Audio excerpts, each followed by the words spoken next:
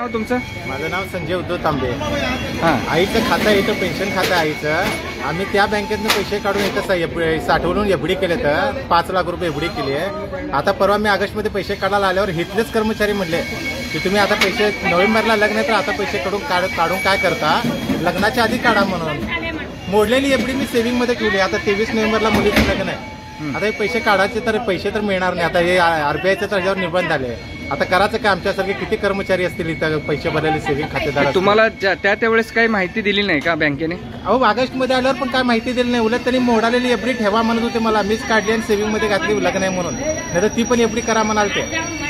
आणि ती 10,000 रुपयाचं ते वार्षिक पैसे भरत होतो, महिना 10,000 रुपये पिगमी म्हणून, त्याची पण एफडी करा म्हणालते. ती पण अडकले असते पैसे. आतापर्यंत सेव्हिंगमध्येच आहेत ते सगळे पैसे.